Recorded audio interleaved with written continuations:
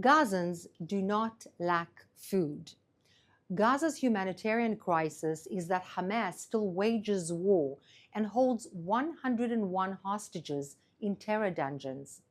Israeli troops are operating in northern Gaza to stop Hamas from regrouping, while at the same time, Israel is sending hundreds of truckloads of aid every single day. Aid is also coming in from Egypt and Jordan. Israel now has 3 separate points for pushing aid into northern Gaza: Erez, the so-called Erez 2 on the beach, and Gate 96 to Gaza City's south. There is so much aid that international aid organizations simply are not keeping up. 675 truck worths of food and other things are awaiting collection on the Gazan side of the border. Now, I know I've said this several times before, but the international arena keeps on with the mantra and the fake news that Israel is preventing humanitarian aid from flowing into Gaza, that it is purposefully starving the Gazan population. So I'm saying it again. There is no lack of humanitarian aid in Gaza. There are remnants of Hamas which are stealing it and selling it for astronomical prices. And this is currently their only source of funding for recruiting more youngsters to die absolutely senseless deaths for them. Over and above this, Israel brought enough polio vaccines for 4.8 million Gazans, as well as enough vaccines for other diseases to inoculate 5.6 million Gazans. Yesterday, Israel announced 1.1 million polio vaccines had been administered in a second campaign, reaching 90% of Gazan children. Together with the UAE, EU, and WHO, Israel helped 800 Gazans leave the Strip to get medical care in Jordan, Romania, and the UAE, as well as the United States of America. 231 Gazan patients and caregivers flew out of an Israeli airport just this week. But while all this is happening and while Gaza is inundated with aid, our hostages are left high and dry in absolute starvation conditions. Released and rescued hostages told us that the conditions in Hamas captivity were dire. Anyone concerned about a humanitarian crisis should be demanding to get our hostages back. Now, on a different but similar issue, have you heard Hezbollah's recent plan for ending the war? Naim Qasim, the current head of the organization, said that there is only one thing that can stop the war, and that is the battlefield. So, no ceasefire on the agenda. Well, then let's examine what's going on in the battlefield. Israel eliminated much of Hezbollah's command structure, including his predecessor and his predecessor too. Israel has been taking apart Hezbollah fortifications along the border, blowing up bunkers and tunnels every day.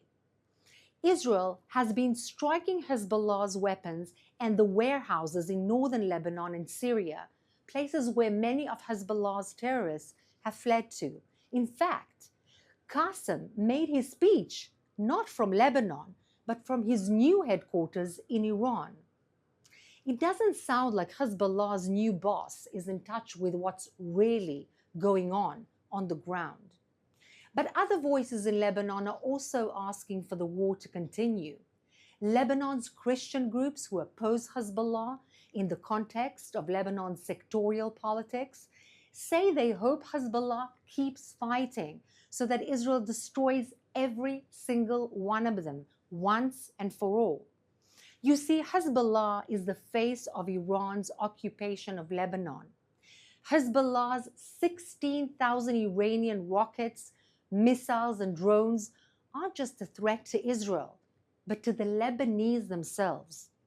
Our hope is that this war means a safer tomorrow for both of our nations. Now let's take some questions from our audience. watching live on social media. This is a question from Brian on YouTube. How long do you think the IDF will need to remain in Gaza? Well, the very simple answer to your question is, first and foremost, we need to have our hostages back. That's one of the main objectives of this war in the first place. Until we have all of our hostages back, there's nothing to even talk about. That's first and foremost. But also, we have an objective to demilitarize and, in fact, dismantle completely the Hamas. And we need to make sure that that happens in order to have our civilians move back to their villages in the south of Israel and feel safe in their own homes. This is a question from Adam on our Instagram Live. Given that the Knesset has voted to shut down UNRWA's operations due to their continued support for terror, who should take up the responsibility to help Israel deliver aid? So first of all, this is a very big question because some people say that the IDF should do it. Other people say that other humanitarian organizations or certain people amidst the Gazans themselves should do it. This is a big question. But before that question, the IDF needs to make sure that the Hamas and the operatives, the actual terrorists, do not steal that aid. In fact, there is tons of aid just lying on the floor, lying there to be taken. And the entire world is saying that there's not enough food and medicine for the Gazan population. Why is this produce not being taken? The Hamas are preventing civilian Gazans from actually even going near the produce. And this needs to be distributed in a proper way. We have some ideas. It needs to be worked out in order for the people to properly get the food instead of Hamas stealing it. This is a question from YouTube from Charles, who says, I live at the confrontation line and we get missile and UAV alerts every day. Will the new defense minister have a plan of action to reduce this threat? Is there a change with the new defense minister? So the new defense minister has not yet said what he's planning to do and if there will be a change. But those who are actually waging this war, a defense against the terrorists, is the army, the IDF, the same army, the same chief of staff. And the importance is to make sure that no rockets are being sent. In fact, one rocket was sent just this morning again to the south of Israel. In the north, every single day, there are rockets, tens if not hundreds of rockets being sent on a daily basis. This needs to be stopped. And what's going to stop it? The plan that you are asking about, making sure that these terrorist organizations are demilitarized, that their infrastructure and their warehouses are empty of weapons, and that they cannot do what they had been doing for over a year again. This is a question from Adina on Instagram. Is there any word if the Gazans will accept money to return the hostages? We know the Prime Minister made an offer. Has there been any reply? So far, very interestingly, there's been absolutely no reply. Not one Gazan citizen came forward before the offer or after the offer and said anything, showed any moral clarity about the fact that their leadership in their name was holding over 100 hostages, Israeli hostages still in captivity. And this is something which is absolutely tragic. Hopefully, some will come through and be willing to give information in return for having safe passage away from Gaza. This is a question from Itai on Instagram. Will Israel conduct a preventive strike in case Iran tries to attack again? We're seeing reports that Iran is preparing another ballistic missile attack. Iran has been actually the Islamic Republic of Iran, and not Iran as in the people, has been already warning Israel again and again and again that it will attack Israel. For what? For actually defending its civilians against the Islamic Republic's attacks beforehand. But never mind that.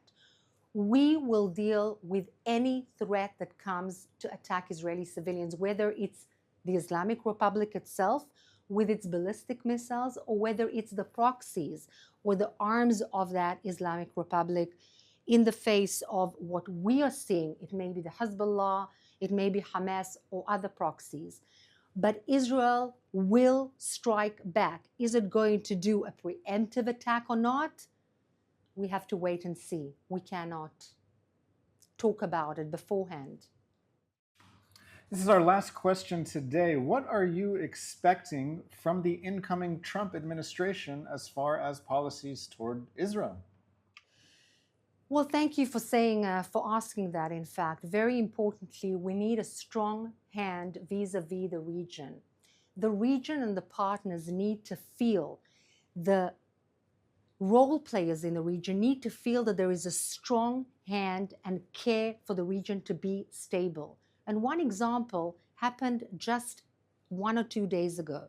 In fact, the Houthis, the Shiite militias provided for and equipped and trained by the Islamic Republic of Iran, the Houthis in Yemen have already said, before the president-elect came into his position officially, he was just elected, what they said is that they would stop attacking ships, which is an unbelievable development in the face of what they perceive to be a strong hand vis-a-vis the region.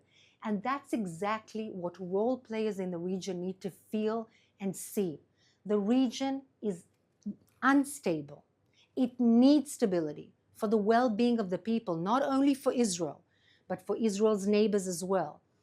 And I expect, but also the peoples in the region expect, and I believe that the vast majority of people living in the United States of America, and that's why they chose that particular president, expect him to have a strong hand vis-a-vis the people and the regimes in the region, particularly vis-a-vis the Islamic Republic of Iran that is creating so much havoc, but not only against Qatar as well, that is funding a lot of the terrorism, particularly Hamas, but also the Muslim Brotherhood throughout the region and in the West.